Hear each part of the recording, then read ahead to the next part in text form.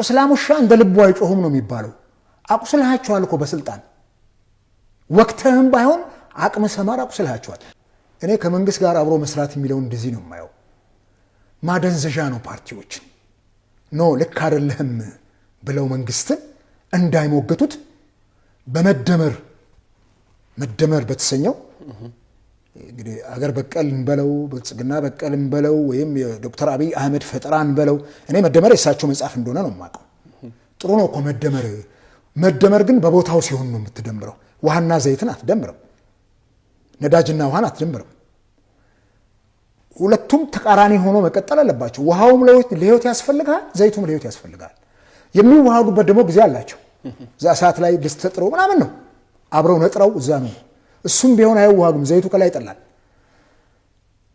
እኔ ተቃዋሚዎች መንግስት እንዳይሳሳት መንግስት ከመስመር እንዳይወጣ ልጓም የሚሆን የተቃውሞ ጎራ ያስፈልጋል ጠንካራ ተቃውሞ ኡሁሩ ኬንያታ ማን ነው አሁን ያለው የኬንያ ፕሬዝዳንት ዊሊያም ሩቶ ባለፈው በነበረ ኢናጉሬሽን ላይ አሸንፈው ስልጣን ላይ ሲወጣ በፍጹም ስልጣን አልሰጠም ለተቃዋሚ ፓርቲዎች በደንብ እንዲቃወሙኝ ይፈልጋለው እንዲቃወሙን እንፈልግ ህጽጻችንን እንዲያሳዩን አይታል እንግዲህ ተቃዋሚዎች የሩቶ ፓርላማ የሆነ ህግ አውቶ ከማጽደቁ በፊት ተቃዋሚዎች በሚያቀርቡት ጥሪ ህዝቡ ያን ሁሉ እንትን ያስቀይር ነበር አየ መስታወት ታቃለ መስታወት ጧት ፊት ላይ የምታየው ለመስታወት ሴቶች እንደሚቀርቡ ይነገራል ብዙ ጊዜ ለውበታቸውም ስለሚጨነቁ እኛም እኔም መስታወት ሳላይ አልወጣም አንተ ጋውን ስመጣ ከርባሳ ሰራኝ ጸጉር አባጣሬ ምናምን ቸክ አድርጌ ነው የምወጣው ምንም ብታረጅ ከመስታወት ውጭ አትሆንም እና መስታወት የምታየው እንከን ካለብህ ሰውነት ላይ ፊት ላይ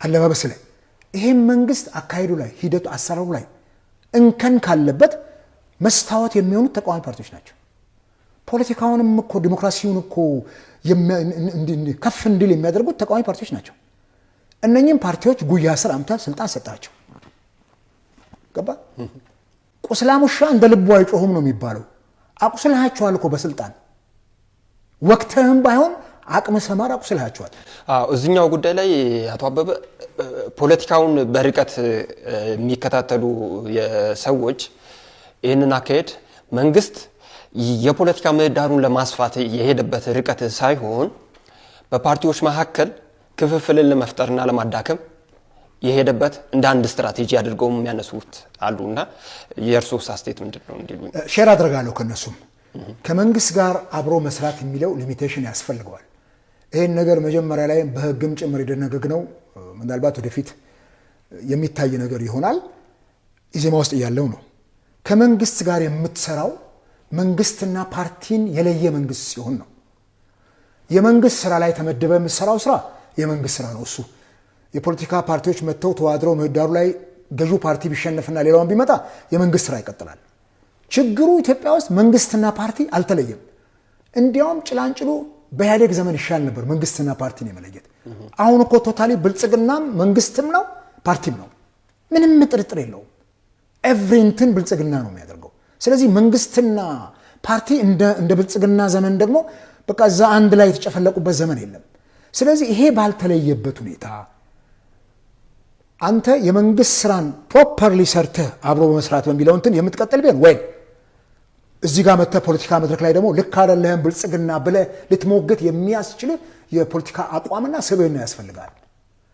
ገዢው ፓርቲ እንደፈለገ የፈለገውን እንትን እያለ አንዲት መግለጫ ለማውጣት ስልጣን ስለሰጠህ ብቻ የምትሳቀቅ ከሆነ ምን እንደሆነ ለህዝብ ይቆምከው ለምን አትዋሃድና አንድ ላይ ሀገር አታገለግልም የፖለቲካ ምህዳር መስፋት ማለት ሲጀመር የፖለቲካ ፓርቲ ብያኔው ራሱ ለምን አስፈለገው የሚለውን ብያኔ ዴፊኒሽኑ የፖለቲካ ፓርቲ የመንግስትን የየቀኑን እንቅስቃሴ ህጸጾች እየነቀሱ አውተው ለህዝብ ማጋለጥ ጉብጠቱን እያረቁ ማቃናት ይሄ የፓርቲዎች ትልቁ ዓላማ ነው ስልጣን መያዝ ብቻ አይደለም ስልጣን ላይ ያለው መንግስት ራሱ እንዳይባልግ መስመር እንዳይስት ዲሞክራሲ እንዳይጨፈልቅ እግር በእግር እየተከታተልክ አንተ ነህ የምታስተካክለው ተቃዋሚው ለዚህ ነው የሚያስፈልገው አቅም ፈጥሮ ደግሞ ሲመጣ አማራጭ ፖለቲካ ይዞ ይመጣና ህዝቡን ያስተዳድራል ስለዚህ በርሶ እይታ አሁን ላይ በሀገሪቱ ላይ እየታዩ ያሉ አለመግባባቶች በየዘርፉ የሚታዩ ክፍተቶች ላይ ተቃዋሚ ፖለቲካ ፓርቲዎችም ስራቸውን አልሰሩም ብለን ማለት እንችላለን። ምንም ጥርጥር የለውም። እስቲ ንገረኝ፣ ይሄ ሁሉ ነገር ሲሆን የትኛው የፖለቲካ ፓርቲ ነው በጣም በጣት የሚቆጠረው? ኢህአፓ እናት አይ ቲንክ አሁን ወደ መተባበር ነገር የመጡት ከነኚህ ፓርቲዎች ውጪ የትኞቹ ፓርቲዎች ናቸው ይሄ ነገር ልክ አይደለም ብለው? አርሲ ላይ የተፈጠረውን ጭፍጨፋ ትላንትና አይታል። ወለጋ ላይ የተፈጠረው ችግር ጦርነቱ ላይ አይታል። አሁን ያለው የሰሜኑ ልክ አይደለም ይሄ ጉዳይ። መንግስት በወሎ ሰፊነት ይሄን ያድርግ ብሎ መንግስት ላይ ጫና መፍጠር የሚፈልግ ፓርቲ አውቶ እናንተ ጋር መጥቶ እዚህ ሚዲያ ጋብዞ የሚሞግት አካል አይታል።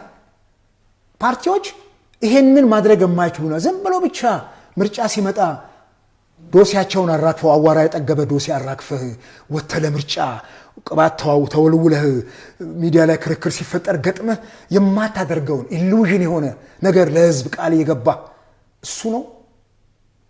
ይሄ ነው እኮ የጠፋው። አሁን እዚህ ማን ያሳየው ይሄን መንግስት ሲሳሳት? ልጓም ለምንድን ነው ለበቅሎና ለፈረስ ልጓም የሚያስፈልገው? ልቅ ከሆነ የተጫነውን ሰውዬ እኮ አንስተው ያፈርጡታል። ልጓም ያስፈልጋል። ለምንድን ነው መኪናም ፍሬን የሚያስፈልገው? ይሄንን ለምንድን ነው መሪ የሚያስፈልገው? ጠመዝማዛው ይሄንን ለማድረግ የፖለቲካ ፓርቲዎች ትልቅ አስተዋጽኦ ማድረግ ይችላሉ። ይሄን ለማድረግ አቅም የላቸው። ቅድም እንዳልኩ ለምሳሌ ኢትዮጵያ ውስጥ ወደ 60 ምናምን ፓርቲዎች አሉ። በቀደም አይታል የእንግሊዙ አምባሳደር ብልጽግናን ዋናውን ቢሮ በጎበኘበት ሰዓት አቶ አደንፋራ የፓርቲው ምክትል ፕሬዝዳንት ወደ 275 ሰዎችን በመላው ሀገሪቱ ሹመት ሰጥተናል ከተቃዋሚ ፓርቲዎች። ይሄ ነው አሁን ዲሞክራሲውን ማስፋት። ግለሰቦች ናቸው የተሾሙት ነው የኔ ዲቤቲንግ። ግለሰቦች ተሾመዋል። መታገል ያለብን ለግለሰቦች ሹመት አይደለም። አገሪቱ ዲሞክራሲያዊ መንግስት እንዲኖራት ነው። አገሪቱ ዲሞክራሲያዊ ወደሆነ መንገድ እንድትሄድ ነው።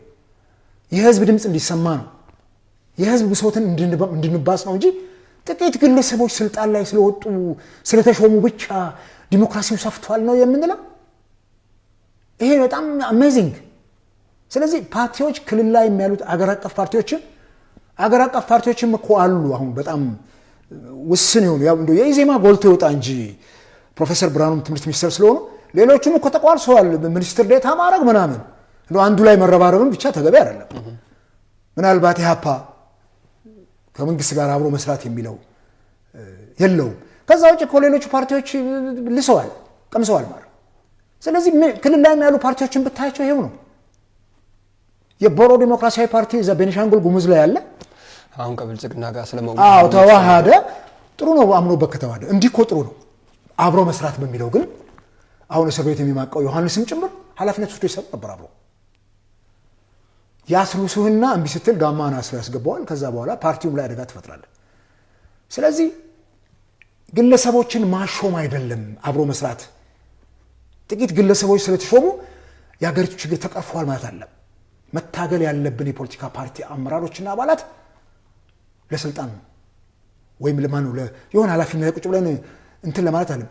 ህዝብን የስልጣን ባለቤት ለማድረግ ህገ መንግስቱ እንዲከበር ለማድረግ የዜጎች ሰብአዊና ዲሞክራሲያዊ መብቶች እንዲከበሩ ለማድረግ የሚጣስ ህግ ካለ እሱም ቆመን ጥብቅና ቆመን ለመታገል መሆን ስለሚገባው ይሄን ለማድረግ አስቻይ አይደለም። አቶ አበበ በርካቶች ፖለቲከኞችን ራሳቸውን ይተቻሉ። የሚተቹት ፖለቲካውን እንደ አንድ የገቢ ማስገኛ እንደ አንድ የንግድ ዘርፍ እየተቆጠረ ነው የኛ ሀገር ፖለቲካ የሚሉ በርካቶች ናቸው። ምክንያቱም ያው ምርጫ ቦርድ የተወሰነ ገንዘብ ይበጀታል። ያንን ገንዘብ ለመከፋፈል ፖለቲካውን እንደ አንድ ህይወታቸውን ማስቀጠያ አድርገው የሚንቀሳቀሱ የፖለቲካ ሰዎች አሉ ብለው የሚተቹ አሉና ለሱ ትችት የርሶ ምላሽ ምንድነው? 100% እንዲህ አይነት ሰዎች እንዳሉ ምንም አትጠራጠር። እንደምንም ተፋትገው ፓርላማ የሚገቡ አሁን የክልል ፓርቲዎችን የፓርቲያቸውም ጭምር ጠፍቷል ድምጽ ነው። ሲምፕሊ አብንኑ ሰለውን ለምን አናነሳም? አሁን ፓርቲው አማራ ክልል ላይ ይንቀሳቀሳል። ጥቂት ሰዎች ግን ስልጣን ማማ ላይ ነው ያሉት። ፍራንክሊ እንግዲህ ነጭ ነው መነጋገር ያለብን። የገዴው ህዝቦች ዲሞክራሲያዊ እንትን ፓርላማ አሉ። ፓርቲው ግን ምርጫ ቦርድ አፍርሶታል ወይም አግዶታል።